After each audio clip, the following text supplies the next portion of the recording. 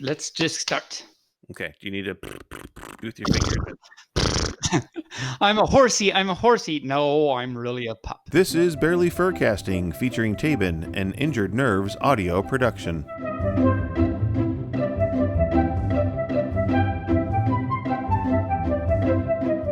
Well, hi. Welcome Hi. to Barely Furcasting. I am Barely Normal, and you are... My name is Taebyn, and I am a pup. Bark, bark. He is And indeed... that is normal for me. That is normal for you. Welcome, everybody, to another episode. Another week has gone by, and here we are once again. So tell me, Taebyn, Yes, hi. what has happened with the tail? So Tail and I have gotten a good relationship going. I've been doing the techniques like I've talked about before, and I catch him, and we have a good old time and stuff. I tried venturing out a little bit, and there was a little squirrely outside, and I thought, oh, he's got a big fluffy tail. I can help him with that. And so I went out. And I didn't bark or anything, but I ran up right now, and he ran away. And it's like I was just going to try and help him chase his big fluffy tail, but I guess he didn't really understand that or something because I haven't seen him since. So maybe I scared him off. I don't Away? know. Oh, Yeah, I didn't mean to. no. So I'm going to try this week. I'm going to try again and be maybe a little bit more, maybe not sneaky pup, because maybe that would make him a little more creeped out. So maybe I'll just try and be nice and just kind of paw my way up there and say, hey, Mr. Scrolly, that's a big bushy tail. Let me help you out with that instead of like bounding at him. Maybe that's what made him scared. That might have done it. Just, Yeah. racing towards him might have done a little bit to scare him off. Yeah, because I am kind of a big pup, and maybe that did it too. So I think that's my project for this week is to try and share my knowledge of the tail chasing All right. with other fluffs out there. All right. So did you do anything else this week? Yeah, so it's been relatively quiet, although last Sunday I went to Quarancon. Oh, really? I did go to Quarancon because we're in quarantine and everything. So I posted a few pictures on my Twitter about Quarancon. So the attendance was 4. 4. Yeah, there was me, there was Jacob, and there was TB. If any one of our 3 furs that are listening have met Jacob or TB at a con, they were some of the only ones at this con with me. And so there's some pictures on my Twitter, a picture of us at a panel. Oh yeah, there was socially distancing social hour. So me, TB, and Jacob are 6 feet up, sitting there 6 feet apart with glasses of, I don't know, I think someone told me it was wine. I'm not sure. I'm just a pup. I don't know these things. Who was the 4th? The photographer. Oh, the photographer. AKA my husband. But so that was the 4th. Right, because that's right. Only 3. I can't count on these pauses. I said 4 and I only counted to 3. I should watch my own math videos to remind myself how to count on pauses.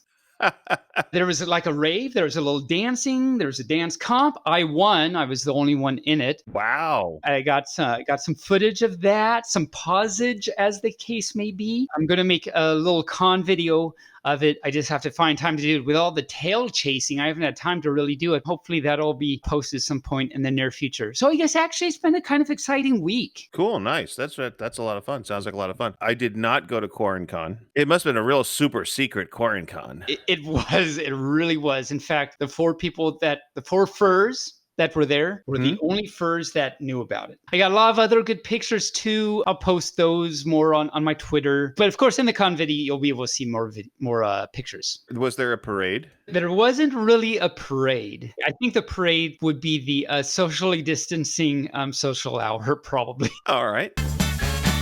Do we have any news about pajamas? The PJs, right. So you of course remember from previous episodes, I talked about the PJ drama that I'd been having off and on throughout the weeks, and I've tweeted it and read about it, been keeping a nice journal. This week, I'm happy to say it's been fairly low key. No big drama. I've been changing through the light wolfies to the dark wolfies. Right now, I got the polar bears on. So, I throw in the polar bears every now and then just to mix it up, go crazy. But I do like my wolfies. Sorry, polar bears, but I like my wolfies too. So, but it's been fairly straightforward, and it's nice to be non-dramatic when it comes to the PJ sometimes. All right. I don't know what's happening. So we're going to try again with our 5-minute Yes. furs for fun. It's almost time to post that, and then we will wait for 10 minutes and see if anybody logs in. So I'm going to go ahead and post it. Okay. So we have a 10-minute timer going. Let's go a little bit more on, we'll talk a little bit more about television. So I started watching a show on Hulu Yes. called Crossing Swords. Crossing Swords is It's set in medieval times. It's a crude stop motion type animation. Thinking along the line of South Park, that kind of stop action stuff. And it's using like little play school toys. Little play school peg toys. The main character becomes a squire for the king. It's set in medieval times. okay. His oldest brother is a failed hobo clown. That's kind of don't want that to happen No. to you. Right. And then the next older brother is a Robin Hood type character called Rogue Reuben. And he says that Robin Hood stole his shtick. He even wears the whole Robin Hood outfit. And then his sister is a pirate queen. Rawr. It's so crude. It's so rude. It's so bad. It's good. I might have to check it out. Yeah, there is some animated nudity. Oh my cow. It's rated TVMA, so if you're not over the age of 16, please do not watch this show. It's true. I'm only 4 years old. A little more, though. Maybe that little more will put me over the edge. But in dog years, that makes you 28, so you're good. Oh, good for me. Yay. It's basically escapist or absurdist humor. What does escapist humor mean? This is the educational part of our show. Oh, Escapism and absurdism are two different things, but escapism is much like the furry fandom. oh, When you go into a different type of persona or a fursona, you are doing escapism. You're leaving your normal life and becoming something else. And that's escapism. oh. Absurdism, of course, is absurd. That's crazy. That's nasty. That's wild. Crazy. That's Oh just, my oh my fluff. goodness. So mix the two of them together and then add a little sprinkling of humor, and you've got Crossing Swords. Dun, dun, dun. Okay. So there you go. Check that out. What about you? Again, the week's been pretty about the same. Been watching some Mike and Molly. What else? It seems like there was something else. Oh, and Riverdale. We've been watching still Riverdale. watching Riverdale. So Okay. continue watching that. Dramatic, fun, intense. Not in houses, but intense. Okay, well, we're still waiting on somebody to log in. We haven't seen anybody yet. Let's talk a little bit about furries in the news. Furries in the news. Pigs in space and fluff. So we've been trying to find furry news articles, and I haven't been very successful. Have you been any successful? Have you had any success? Generally, no, I haven't. And as you pointed out last time, we're all stuck inside, so no furs doing anything. I did happen to come across, if you Google furries near me, just 3 separate words. I know I didn't try. Maybe it is a link, furriesnearme.com. But if you just Google furries near me, you'll actually get a few hits of fur news and furries near you and everything. And it's not like an overwhelming amount. I guess it depends on where you are. But it was kind of fun when I tried it. I got some interesting things that I actually already knew about, but they were right there. And some things that I didn't know about, like a few furry dating sites and things like that might come up for you. So it's just kind of fun. You might try doing that if you have nothing else to do. It is tied to where you are geographically, so be aware of that. I Googled it, and I came up with different things than you did because we, of course, live in 2 different geographic locations. We do, yes. So that's why it came up that way. Yeah, so that was actually kind of neat. You got 4 minutes left. 4 minutes left. 4 minutes left. But I think a lot of people get scared. I was just going to say that I think this is me, and I'm kind of scary after all. You are the least scary fur I know. I don't know. I mean, I go shout out to Kev Shepherd. He's this wonderful cutie white and green shepherd, and he's very nice. He's great, and I give him shout out because I think, for example, I am pretty scary because at TFF, not this year but last year, I went to hug him and I knocked him over. I totally did the whole furry knock him over thing, and I totally did, and I felt so bad. And then this year at TFF, I came up to him, and the first thing he said was, "Hi, Taebyn, are you going to knock me over again?" And I felt so bad, but I gave him a hug, and I did not knock him over again. And I was proud of myself that I actually did not knock him over again. Thank you, Kevy, for letting me hug you, and I was proud of myself for not knocking you over. Well, so good I for you. am pretty scary. That's what that comes down to. You're a scary pup. You're the scariest pup I've ever seen. Time is up. Time is up, pup. I am So pup. pup time is up. All right. Well, joining us today is Rio Grayfox. We're going to chat with him a little bit. Taebyn's got some questions. So, Taebyn, why don't you ask away? First, I want to say hi, Rio. It's good to hear you. It's been a while, but I'm envisioning you right now in my mind as we talk. So it's kind of like you're here. Yay, Taebyn! Woohoo! Yay, bark, bark. Yay, good to Bark. see you here. Well, I'm not seeing you. Well, I'm seeing you in my mind, but yes, it's exciting. So how have you been, Rio? Doing good. Trying to get through all this craziness that's going on in the world and trying to stay Crazy. healthy. And I hope you're succeeding with this staying healthy part. Yes, very much so. And you guys too, I hope. I'm, lapping up the milk sometimes for my puppy dish and sometimes some water. And then sometimes I got some nummy bacon stuff in my puppy. That's just so numb. And so, I'd like to think it's staying healthy. Don't know if it's healthy, but I'm liking it anyway. So, Rio, where are you from? Well, originally from upstate New York, a little place called Rochester. Oh, yes, I've heard of. They have big New York accents up there, don't they? Not as much as you would think. It's hey, no, not from the city. Hey. No, Rochester it's pretty plain. I mean, I left there years ago. I don't think I have much of an accent. I don't think you do either. So good point. Well taken. Now I've learned something. This pup has learned something. That doesn't happen very often. How did you become a fox, and how did you become a gray one, and how did you become a Rio one? Not a fake one, but a Rio one. And how long have you been such?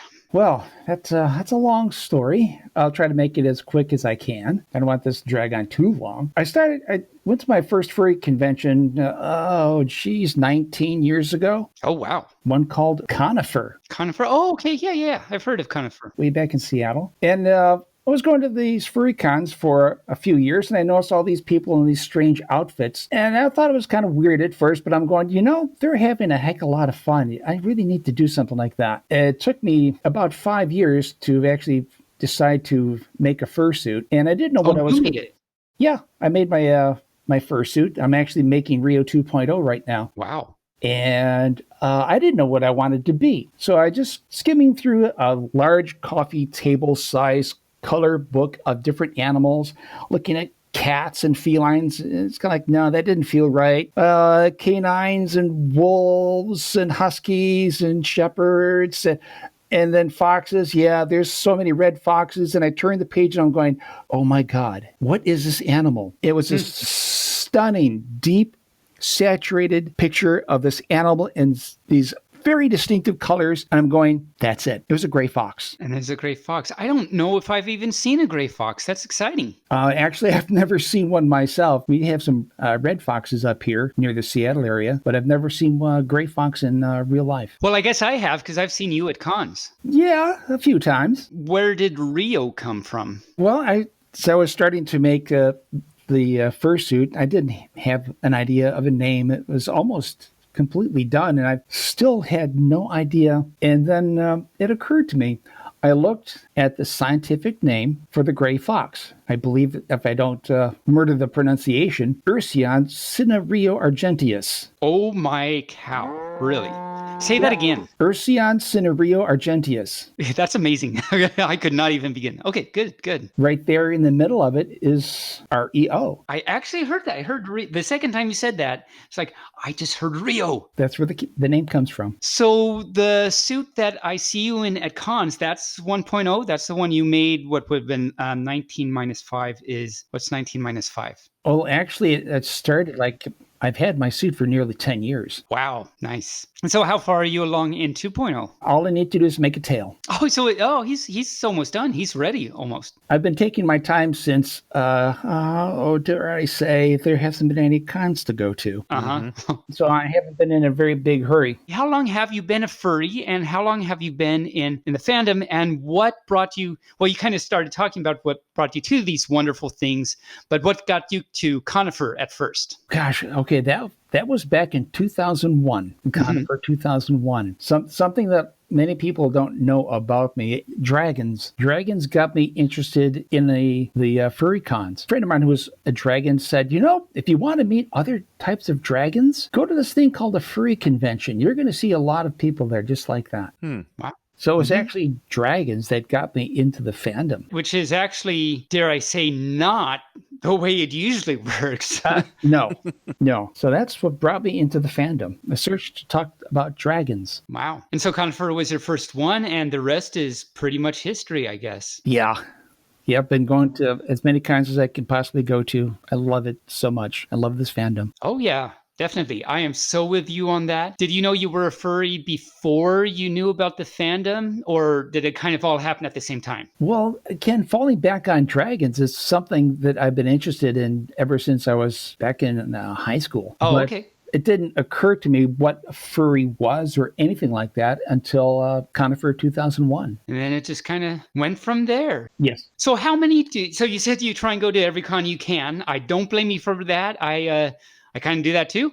How many do you typically go to per year, and what ones typically are they? I try to go to about 5. My max was 7 a few years ago, but I usually go to 5, starting with Further Confusion, and then one up here in the Northwest, up in Vancouver, Canada, called Vancouver, BLFC, Anthrocon, and MFF. Okay, cool. That sounds like a good trek. Good, what's the word I'm looking for? That's a good collection. Good of collection. con. That's a good word. Collection of convention. If you meet your connection. When did you start going to all? I mean, like you went to one, way back when. But when did you start going to like 5 a year? Oh, gosh, that was about 6 years ago. Okay. This job that I have right now, basically, and they know that I'm furry where I work, and I've actually worn my fursuit to work a few years ago. That's and cool. They're very liberal with their time off. So I've never had that kind of freedom until I found this other job and say, there's a furry con coming up in about a month or so. Can I get about a week off? They said, yeah, sure. No problem. Here you go. That's awesome. That's amazing. You've got a good job there. Keep that. I plan to. Your friend Lou Hasaya. Yes. My friend too. We interviewed him on last week's podcast, and he said that you have a few interesting stories. Would you like to share one or two of them? Where can I start? Let me give you a little bit of background first. Then I can tell you I have literally hundreds of stories to tell if I wanted to. Okay. I spent 7 years as a dolphin trainer. Oh, wow. Cool. I've never met a dolphin trainer. Yeah, that would be me. I did that for about 7 years. And then I got out of the training business and I went into something rather unique. I started working as a nature guide, or what they call naturalist, on whale watching boats since 1984. Oh, okay. Wow. I've spent about 30 years in and around working with marine mammals. And most of that as a nature guide on the whale watching boats. I've spent 3 winters in Baja, where those geographic specials you see people petting gray whales. I did that for 3 years. Oh, wow. Cool. Spent a few years in California with gray whales in Monterey and San Diego. And I spent 4 summers here in the Northwest working with killer whales. I spent about 17 years working with cruise ships in Alaska. So you've been all around. Yes, like I said, you want stories, I can tell you days worth of stories working with these animals. It's an amazing thing. Oh, I bet. So what would you say is one of your favorite memories or stories of your travels? As strange as it sounds, working as a naturalist on these cruise ships, I'm basically a teacher. And any subject I want, using my own photographs, geology, history, native culture, glaciers, animals, whales, bears. But the biggest thrill I ever got is when I'm trying to describe to somebody who I'm talking to face, telling them what to look for or trying to describe to them what they've seen. And then suddenly their eyes light up in understanding of what they're looking at. That just inspiring somebody's imagination and seeing the fire in their eyes going, okay, now I understand what I saw. Now I know what to look for. That's always been a really big thrill to me. You kind of sound like a teacher at heart when you say that. Well, that's literally what I was on board these ships for 13, 14 years. I was the only person on board, the one and only nature guide. I would do talks and lectures and presentations on different animals and subjects throughout the week. So literally, I was a teacher. Yeah. What's the most, the most is subjective, of course, because could be lots of them. But what would you say is one of the most kind of exciting or thrilling things to you that actually happened to you in one of these endeavors? Okay. All right, here we go. I was working on a 72-foot stay-sail schooner down in Baja in the breeding lagoons for gray whales around the area of Magdalena Bay. And a boat that only carries about 14 people. And it's very early in the morning. Some folks wanted to go out and see some whales. And we took a small inflatable boat, probably about maybe 10 or 15 feet, and kind of puttered out near the area where these whales were. One of these whales got very curious about us and swam up to us and started to come towards the small outboard. So I tilted the outboard motor out of the water and shut it down so the propeller wouldn't hit the whale for the whale's safety. The whale swam under us. Oh, wow. It was lined up with the boat. I could see the head of the whale in front of us and the tail of the whale behind us. And believe it or not, the whale started to rise up out of the water and picking us up right out of the water. We were resting on the whale's back, about 3 feet up in the air. Oh, my. That's scary, crazy. And it gently just let it sink and brought us right back down. It was the most amazing thing I'd ever experienced in my life. And fortunately, folks on board the other boat got it all on videotape. Oh, cool. Can Yeah. we see that on YouTube or something? Oh, no, I don't have YouTube. Oh, my God. This was a few years ago, and it was on videotape. It wasn't even digital. Oh, I see. Old school. Very Wow. old Well, school. that's really exciting. Yeah, it was pretty amazing. I mean, this whale picked us up out in the boat. Just picked us right up. You did not expect that. No, it was very No. gentle, and it just raised it up a couple feet and then set us right back down again. It was just the wildest thing. Well, that's exciting. Yes, it was. That's probably a once-in-a-lifetime thing. Oh, yeah. It was. I've got a lot of other stories about whales and encounters, but that is the most wildest thing ever. This whale was just so gentle with us. Well, Wow. I know at the next con, I'm going to spend several hours talking to you about all of this stuff. Did you name the whale? No. I mean, so that's a pretty exciting thing that happened. What about what would you say is your biggest accomplishment? Oh, gosh, my biggest accomplishment? God, I've never even thought about even trying to answer a question like that before. I'm just a crazy pup.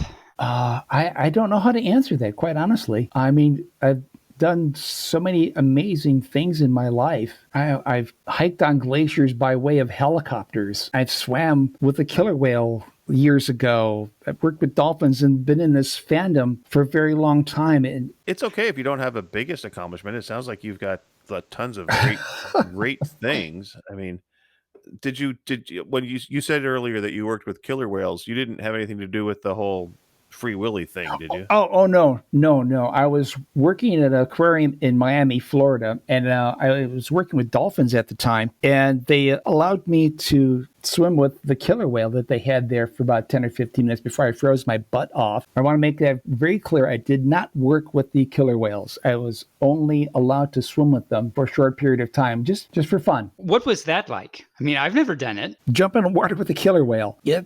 She was, about 8,000 pounds and nearly 30 feet long, and she was just kind of pushing me around the tank. Wow. I mean, you're trying to pet, it's like a 3 to 4 foot wide head. I mean, I have a big head, but even my head's not that big. Oh, I don't know.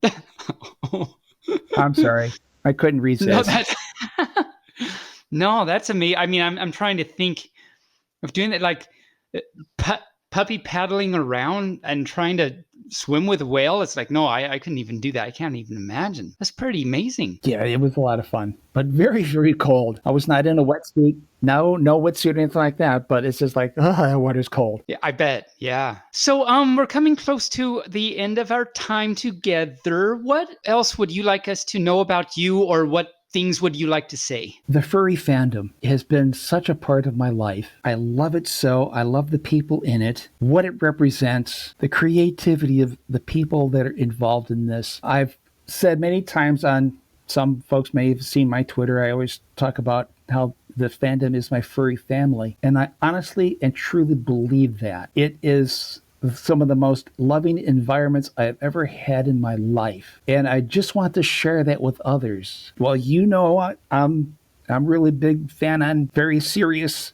hugging and greeting everybody that I know. And when I see this fandom, I look around at a con and seeing all these anthropomorphic animals. And as strange as this may sound, I look at the crowd of all these fursuiters and I'm going, in my own mind, this is the way the world should have been. A world full of humans just is not right, but all these anthropomorphic animals, this feels just like home. And that's what the furry fandom truly means to me. That's awesome. That's so true, right?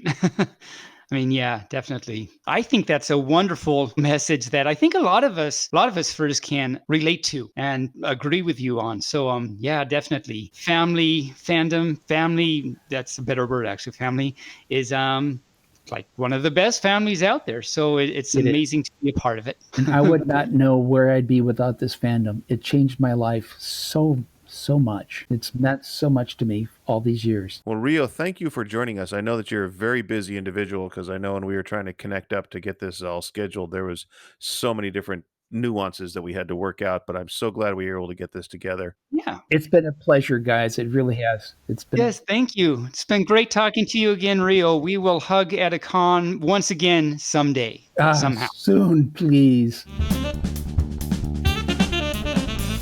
Rio's great. I'm so glad we connected up with him finally. He's had quite a life. Obviously, we can tell he's got a ton of stories just by him saying just generally what he's done all his life. So that's pretty cool. That's pretty exciting. Swimming with a killer whale. Like I can't even imagine. I can't imagine doing that. That's incredible. And didn't he say she like bumped him around and just pushed him around and stuff? Like, okay. Bumped him around. Yep. It's adorable. It is adorable. Like, hey. So, Taebyn. Hi. Do you have a story this week at all? I do have a story. I have a story and a song. Oh, okay. Well, let's go to the story and then follow up with the song. Okay, that sounds good. You might remember last week that I read the politically correct version of the Billy Goat's Gruff, but that was called the codependent Goat's Gruff. Again, not a political pup, but I think we learned a lot of politically correct things, whatever that means, in that story. So I have another politically correct, quote unquote, story. It's the story of Chicken Little. So, Barely, do you remember the story of Chicken Little? I believe the sky is falling. Sky is falling, right? And Chicken Little's sky is falling, and goes to and finds lots of other fluff friends to go on a mission about the sky's falling and all that good stuff. Yes. So I have here the politically correct version. Are you ready? I am ready. I am too. Let's learn some politics. Chicken Little lived down a winding country lane surrounded by tall oak trees. It should be mentioned here that the name Little was a family name and not a derogatory size-biased nickname. It was only by sheer coincidence that Chicken Little was also of shorter than average height. So let's keep this in mind. This is important. One day, Chicken Little was playing in the road when a gust of wind blew through the trees. An acorn was blown loose and hit Chicken Little squarely on the head. Gasp. Now, while Chicken Little had a small brain in the physical sense, she did use it to the best of her abilities. So when she screamed, "The sky is falling! The sky is falling!" her conclusion was not wrong or stupid or silly, only logically underenhanced. Underenhanced. Not to be confused with underpantsed. I don't know. This is not part of this story. Okay. So continuing with the story, Chicken Little ran down the road until she came to the house of her neighbor, Henny Penny, who was tending her garden. This was a simple task since she didn't use any insecticide, herbicide, or fertilizer, and also permitted the native non-edible varieties of wildflower, sometimes branded quote-unquote weeds, to mingle with her food crop. So lost amid the foliage, Henny Penny heard Chicken Little's voice long before she saw her. "The sky is falling! The sky is falling!" Henny Penny stuck her head out from her garden and said, "Chicken Little, why are you carrying on so?" Chicken Little said, "I was playing in the road when a huge chunk of sky fell and landed on my head. See, here's where the bump is to prove it." "There's just one thing to do," said Henny Penny. "What's that?" asked Chicken Little. "Sue the bastards," said Henny. This is a harsh... Okay, said Henny Penny. Chicken Little was puzzled. Sue for what? Personal injury, discrimination, intentional infliction of emotional distress, negligent infliction of emotional distress, tortious interference, the tort of outrage, you name it, we're gonna sue for it. Good gracious, said Chicken Little. What will we get for all that? We can get payment for pain and suffering, compensatory damages, punitive damages, disability and disfigurement, long-term care, mental anguish, impairing earning power, loss of esteem. Person, oh person, said Chicken Little joyfully. Who are we going to sue? Well, I don't think the sky per se is recognized as a suable entity by the state, said Henny Penny. I think we should go find a lawyer and learn who is suable, said Chicken Little, her diminutive brain working overtime. I bet. That's a good idea. And while we're there, I can ask whom to sue for these ridiculously bony legs of mine. They've caused me nothing but anguish and embarrassment all my life, and I should be compensated for all of that. So they ran farther down the road until they came to the house of their neighbor, Goosey Lucy.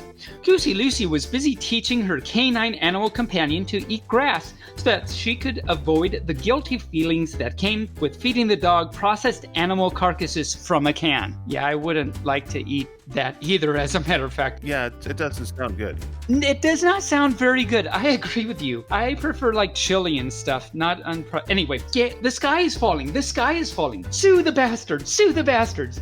Goosey Lucy leaned over her fence and said, "Land sakes, what are you two carrying on so about? I was playing in the road and a piece of sky fell on my head," explained Chicken Little. "So we're going to find a lawyer to tell us whom we can sue both for her injuries and for my bony legs." "Oh, good. Can I come and sue someone for my long gangling neck? You know, nothing really flatters it, so I am convinced there's a conspiracy within the fashion industry against long-necked waterfowl." So the three of them ran down the road looking for legal assistance. And let me pause and say,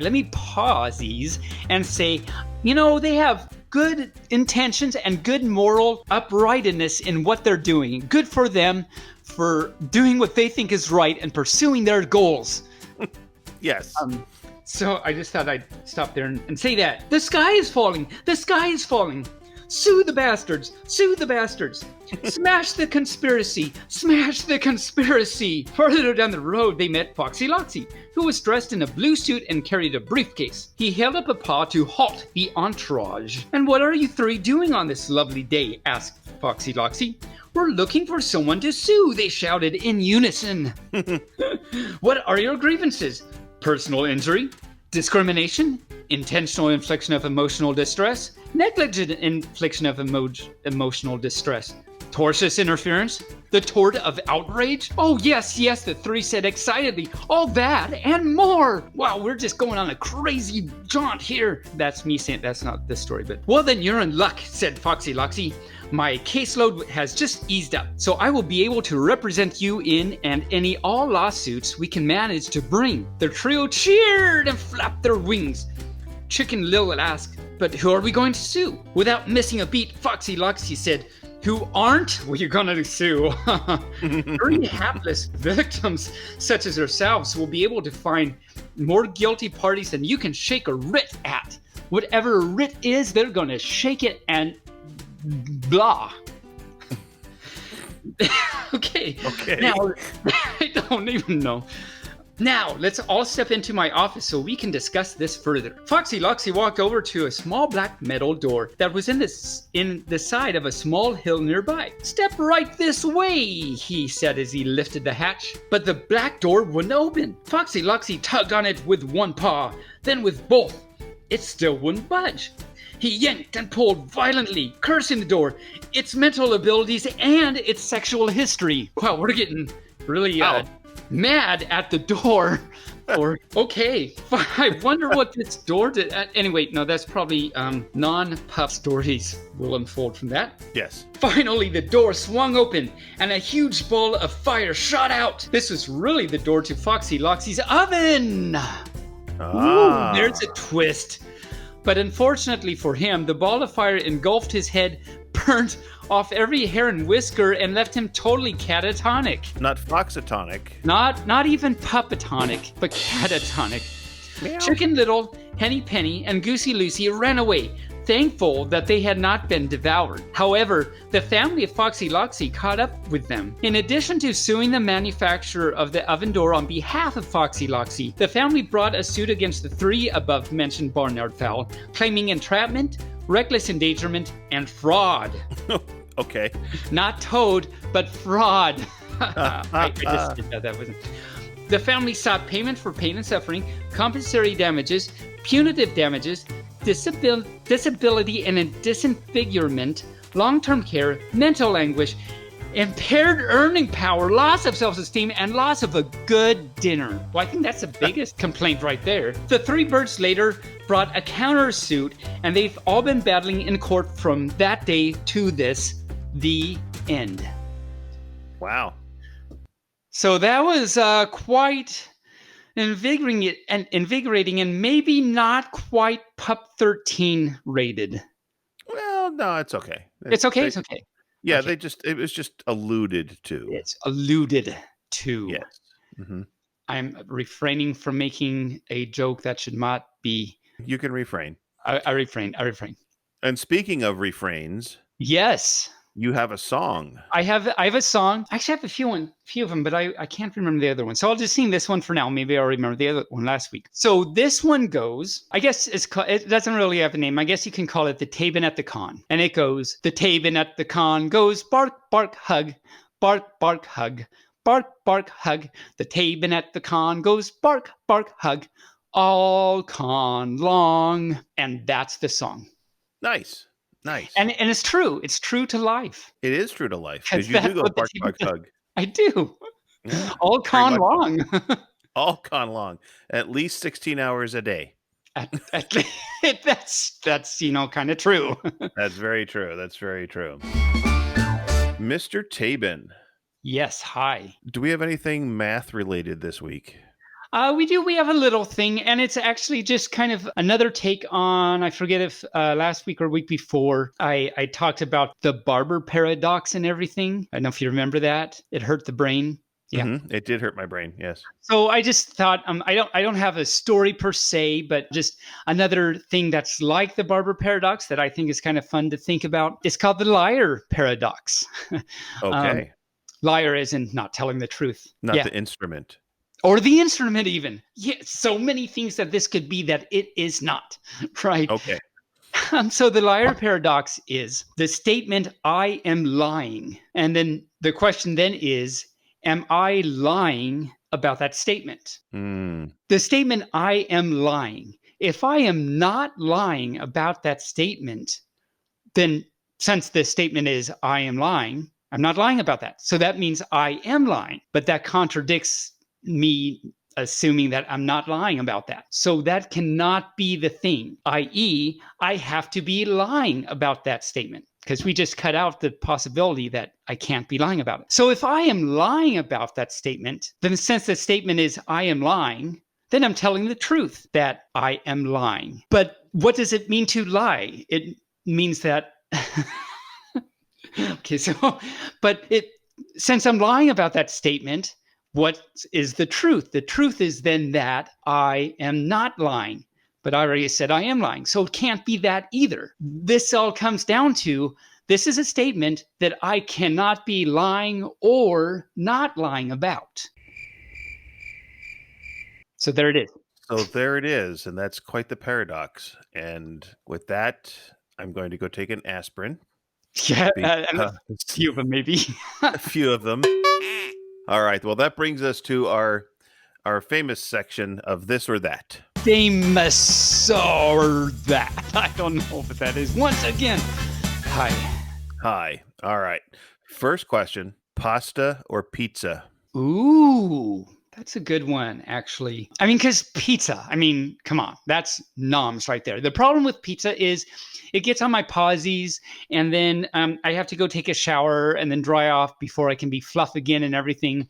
Of course, that can happen with pasta too, so that's not really a good argument to or not. I guess it depends on the type of pot. Wow, this is a hard one. Wow, this is actually a hard one. I think I'm going to just go pizza, but depending on the day, I might say pasta. Today it's a pizza. We'll say it's a pizza. Hi, it's a pizza. It's a pizza day. It's a pizza day. I don't know why It's I a talk pizza like that. It's a pizza day. Hi. Okay. Okay. Okay. Question number 2. Theater or cinema? Cinema, because, well, okay, so theater is good too because you have the nice realistic element, and it's kind of more, I don't know, more natural and cultural and all that good stuff. But the cinema has all the big like things that happen, so I'm gonna go cinema. I can get behind that. Yeah, and actually, if you do it just right, you can get some nutmeg too, not just a cinema. Oh my cow! It's freshly grated nutmeg. Fred, I don't want grated nutmeg. I want grated nutmeg. That's right. That would be great to be That'd be great. great. Get on with it. All right. So, curtains or blinds? Ooh. I'm gonna go curtains because when I think of curtains, I think of cur, and a cur is a dog, and I'm a pup, so that just makes more sense that I would be into the curtains. Also, when you like get up on your little pawsies and paw at the curtains, they kind of make a nice little ruffly thing that happens, so that's kind of exciting too. Back in the 40s and 50s, there was a term. It's curtains for you. Curtains, I tell you. That's right. I have no idea what that Oh. means or why curtains had anything to do with death. I don't either. Is it because well, if it's back in the 40s, did they just not have good taste back then? And that if you did something wrong, someone gives you some curtains that are in very poor taste as far as the design? Maybe. I don't know. Who knows? I don't even know. I don't know. But I you're don't right. know. I've heard that said. I don't know why either. Yeah. And they never said, it's blinds for you. It's not blinds, or they don't say it's twisty thing that makes the things go shut Right. Yeah. for you. For you. Okay. So finally, another food related one. Oh. Ice cream or frozen yogurt? I think I'm actually gonna go frozen yogurt. Ice cream's good too, but I've had some good frozen yogurt. It's nice and soft. Although I do like me some soft serve ice cream every now and then. But yeah, frozen yogurt. I've been to some good frozen yogurt places, so I'm gonna do frozen yogurt. I like the frozen yogurt a little bit better because usually the places you go to, they've got all the little choices of things you can put on it. That's Unlike what ice I cream. was just thinking. Like, oh, I love the little rainbow sprinklies and stuff, but then they've got all these things and stuff. Now I'm excited. I wag. Mhm. Oh my cow! You're gonna have to go get some after this. Oh yes. There you go. It's It's curtains for you, I tell you. See, that's what it means right there. We just did it. the We figured it curtains. out. Well, that brings us to the end of our podcast for one more week. We have now got 9 podcasts. We've been doing this for 9 weeks. This is wow. Time flies when you're having Right? I'd like to remind everybody to remember to like and subscribe to the pod on your favorite pod platform or YouTube or wherever you listen to your podcasts. And you can subscribe and you can leave comments on most of those places too. You can actually log in and leave a comment. If you would like leave a comment. We'd like to know what you think. Yeah, leave a comment. Let us know what you think. We'd like to hear from you. We'd love to hear from you. With that, Taebyn, you have a great evening, and we will stalk. We will not stalk anybody. Well, maybe we'll see how this week goes. If I'm bored, maybe I'll stalk someone. Who knows? Bye-bye. See you next week. Bark, bark. Barely Furcasting is an Injured Nerves studio production. It is found on all major podcast platforms and can also be listened to directly at barelyfurcasting.com. All opinions expressed here are those of Taebyn and Barely, and neither received any commercial compensation for their opinions. The Furcast is recorded and edited by me, Barely Normal, also known as Mike Began. Opening, interstitial, and closing music by Shane Ivers through silvermansound.com. If you would like to send us a message, you can do so via email at barelyfurcasting@gmail.com or on Telegram chat at BFFTchat. Additionally, Taebyn can be reached on social media at TaebynPup on YouTube and Twitter. Thanks for listening. We hope to see you back here next week.